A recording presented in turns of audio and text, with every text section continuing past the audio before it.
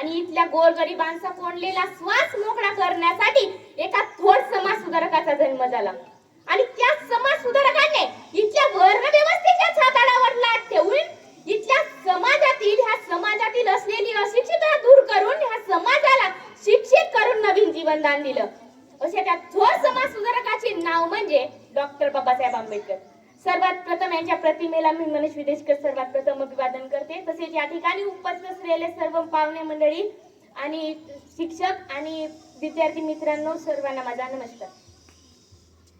तर तसेच विद्येविना मती गेली, मतीविना नीती गेली, नीतीविना गती गेली, गतीविना विद्या गेले, विद्येविना शूद्र खचले आणि इतके सारे अनर्थ फक्त एका अविद्येने केले. आणि हीच गोष्ट महात्मा ज्योतिबा फुलेंनी ओळखून ह्या समाजाला अज्ञानाच्या अंधकारामधून बाहेर काढण्याचं मोलाचं काम केलं. असे ते महात्मा ज्योतिबा फुले आणि सावित्रीबाई फुले यांना सुद्धा माझा नमस्कार. तर डॉक्टर बाबासाहेब आंबेडकरांनी आपला भारत देश हा चालवण्यासाठी आपल्याला संविधान लिहून दिले, राज्यघटना लिहून दिली आहे आणि त्या राज्यघटनेमध्ये स्त्रियांसाठी 50% आरक्षण सुद्धा मिळवून दिलेले आहे आणि ही आपल्या स्त्रियांसाठी फार मोठी आणि मोलाची गोष्ट आहे. पण आज खऱ्या अर्थाने आज स्त्री स्वतंत्र आहे का आणि तिला प्रत्येक सामाजिक कार्यामध्ये 50% स्थान मिळालं आहे का? नाही, स्त्री अजून स्वतंत्र झाली नाही आणि तिला कोणत्याही सामाजिक कार्यामध्ये तिला 50% स्थान अजूनही मिळाले नाही. याच्यासोबतच एक मिर्गजुळद मी तुम्हाला उदाहरण सांगते. आपल्या भारत देशामध्ये आपल्याच गावामध्ये कित्येक मंदिर आहेत, पण त्या एका तरी मंदिरामध्ये एखादी स्त्री पुजारी आहे का? आपल्या भारत देशामध्ये कित्येक मस्जिद आहेत, पण त्या एका तरी मस्जिदामध्ये एखादी स्त्री मौलाना आहे का? आपल्या भारत देशामध्ये कित्येक चर्च आहेत, पण त्या एखाद्या तरी चर्च मध्ये एखादी स्त्री फादरी आहे का?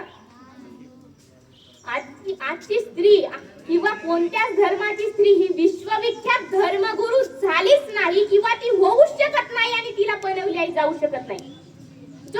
जो अधिकार आपल्याला आपला धर्म देऊ शकला नाही, आपली ही जात देऊ शकली नाही, तो अधिकार आपल्याला डॉक्टर बाबासाहेब आंबेडकरांनी लिहून दिलेल्या संविधानाने दिलाय. मग आज खऱ्या अर्थाने स्त्रियांना कळायला पाहिजे की आपल्याला उपास तापास करून मंदिरात जाऊन चप्पल जोडे घासवण्यापेक्षा संविधान काय सांगतोय त्या दिशेने जायला पाहिजे, नाही की आपला धर्म काय सांगतोय त्या दिशेने जायला पाहिजे. आणि म्हणूनच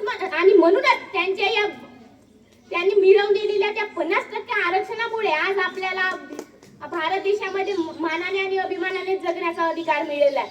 आजची स्त्री ही संसद स्पीकर, राष्ट्रपती, उपराष्ट्रपती, प्रधानमंत्री, IAS officer, collector, IPS officer सुद्धा झालेली आहेत, इंजिनियर झाले आहेत, डॉक्टर झालेले आहेत आणि हे अधिकार फक्त आपल्याला संविधानाने मिळवून दिलेला आहे. आणि म्हणूनच म्हणतात ना, फक्त पेन आणि वही म्हणजे शिक्षण नव्हे, तर बुद्धीला सत्याकडे, भावनेला माणुसकीकडे आणि शरीराला श्रमाकडे नेण्याचा मार्ग म्हणजे शिक्षण आहे. एवढेच बोलून मी आपले 2 शब्द बंद करते. जय भीम.